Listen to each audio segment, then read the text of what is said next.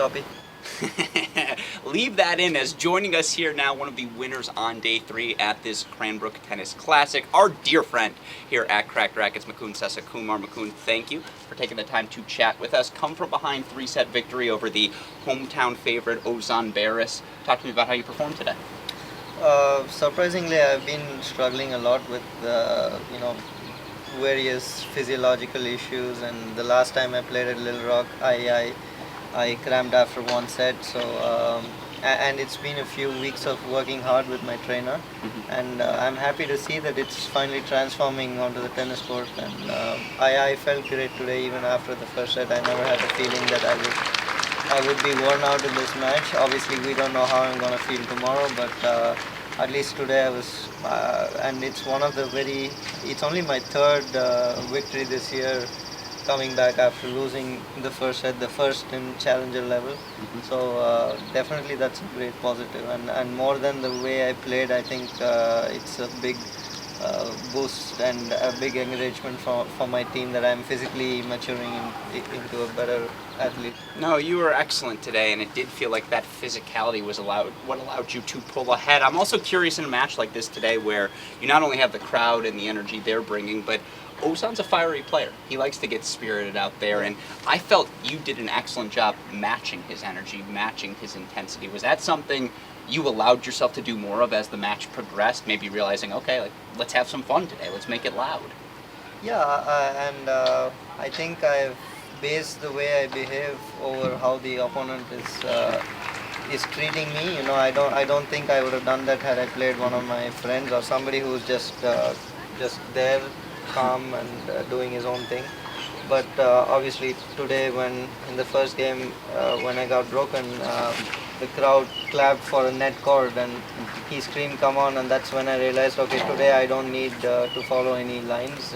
Whatever it takes to keep the energy up, and I don't have to worry about or have guilt about anything. So that's where it started. And then during the match, I didn't have much to worry about. Just did whatever it took to keep my emotions high. It felt like the crowd really enjoyed it from you. Yeah, it felt like they yeah. matched your energy, and it made for really exciting tennis, especially final round qualifying. I feel like you don't get crowds like that very frequently. Yeah, absolutely. Yeah, I mean, even for a final, you don't get crowds like that. I mean, this is one of the very rare challengers, and all of them have paid to be here. It's not even free seating, so they're obviously tennis fans, and they are taking their time out on a Monday to come watch some tennis. So obviously they are very passionate, and I'm happy that I could give them a good show. Yeah, and again, to your experience, you've seen events around the globe. This isn't your first challenger. You've obviously played ITFs as well. Now, I won't lie, I'm a little biased. I think I told you this earlier. This is my hometown. My parents like 12 minutes from here.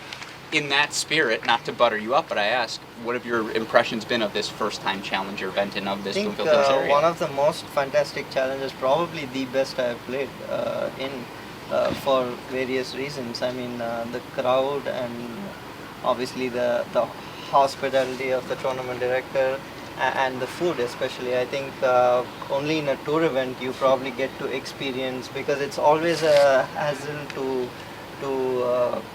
because as athletes it's hard to survive on normal food, right? Sure. You do need your gourmet cuisine, which might sound a little fancy to normal people, but I think it's really not normal to survive 3 sets in this level.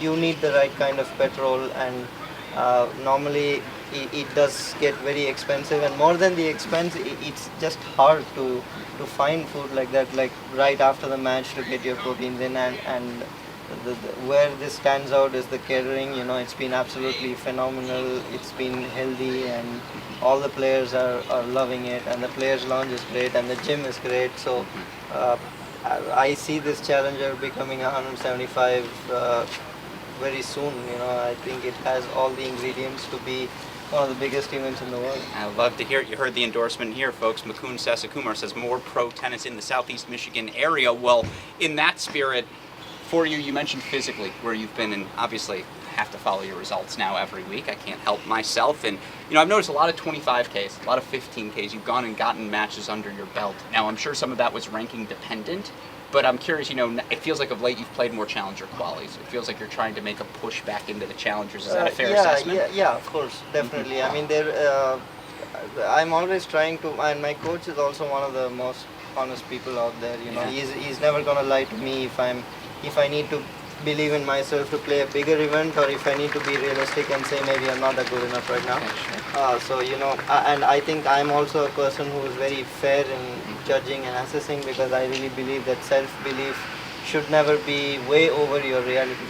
It can be a tad bit higher to get you through the finish line sometimes, but you should never be very far away from both ends.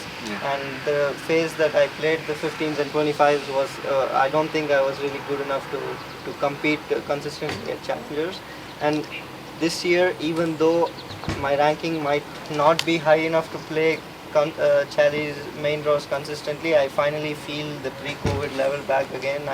I feel as a player, when somebody is hitting the ball fast at me, I don't feel uncomfortable. I feel comfortable at the pace. I feel comfortable how calm I am in the important moments. So I really believe that I belong here now, and that's the reason why my team and I have not chosen to play 25s until we are forced to this year.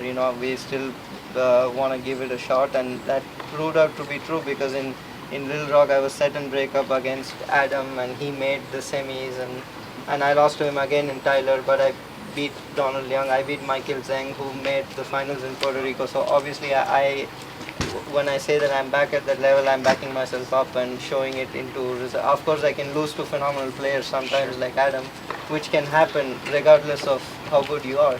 But I think it's been a while that somebody has come and toasted me completely. So I would like to say that I want to give myself more chances and see what happens. Yeah, the only one who will toast him out here is me. That's my job here this week. But, again, my last question for you, and I'm curious, what does it mean to an event like this, and, how exciting is it for you personally to see a guy like Nishikori come play at the challenger level? Now, obviously, it's a unique circumstance given his injuries, but I'm curious, what do him coming down, and to your point, him getting pushed at this level, what it says about ATP challenger tennis right now?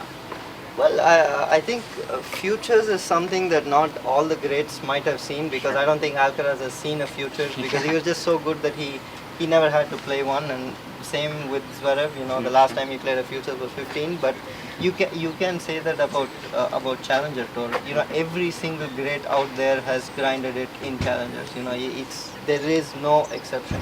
There's nobody who just went to a ATP Tour level straight and titled and then just stayed there. They have grinded challengers at some point in their lives, maybe not at the beginning, but when they came back from an injury. And for guys like me, like Adam, obviously when we get to see guys like Emilio Gomez and Nishikori coming out here, and we see that, hey, the difference is not that big as it looks on TV, and we are almost there. It's just the smaller things. It obviously gives us the confidence to keep working hard and to keep believing in the right things, and test ourselves and grind it out. Yeah, see, this is why we always love having Mukund, because I appreciate your candidness. I appreciate the depth of your answer. My last question for you, Sasikumar fans are wondering, what's the 2023 schedule look like moving forward? Definitely a lot of challengers in the States, and then Davis Cup and Asian Games, and then let's see where we stand. I don't want to make castles in the air for too long ahead. It hasn't worked in the past, so I would like to take it week by week, and really looking forward to see what the year has in store. Yeah, well, love to hear it, and always appreciate the chance to get to chat with you, Mukund. Absolutely. Congratulations on the victory today, and good luck the rest of this week. Thank you, sir. Yes.